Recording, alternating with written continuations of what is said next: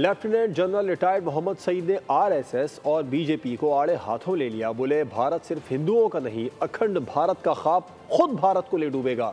मोदी की बेबसी, ट्रंप के आगे झुकाव, अब दुनिया भारत से सवाल कर रही है। भारत की हिंदुत्व पॉलिसी को खुला challenge. Lieutenant general retired Mohammed Saeed ने खरी खरी सुना दी। बोल न्यूज के प्रोग्राम आदिल अब्बासी के साथ में गुफ्तगू। कहा आरएसएस भारत को तकसीम कर रही है और बीजेपी के रहनुमा इसी एजेंडे के पैरोकार हैं। आरएसएस की आइडियोलॉजी क्या है और इसकी कर क्या रही है आगे जाके, ये उस इंडियन मुआशरे को बहुत बुरी तरह तकसीम कर रही है। ई और आरएसएस एक ही चीज है और बीजेपी खासतौर पे जो उनके बहुत सीनियर लीडर्स हैं सारे, वो तो उनके आइडियोलॉजी के पैरोकार हैं आरएसएस की। उन्होंने कहा कि आसान अल्फाज में हिंदुत्व का मतलब है भारत सिर्फ हिंदुओं का घर। अखंड भारत के जहरीले ख्वाब पर नेपाल, भूटान और बांग्लादेश भी बोल पड़े। सीज फायर पर जनरल मोहम्मद सईद का कहना था कि पाकिस्तान और भारत का जंग से पीछे हटना बजाते खुद बड़ी कामयाबी है। हिंदुत्व का अगर आप बहुत मुख्तसर मतलब समझना चाहें तो इसका मतलब है राष्ट्र, कि भारत हिंदुओं का घर है।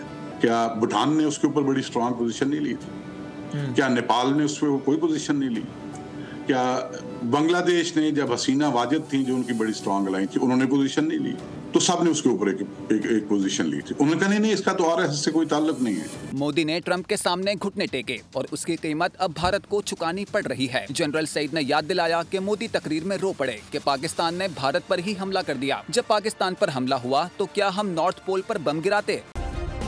सब्सक्राइब करें और बेल दबाएं ताकि कोई खबर रह न जाए।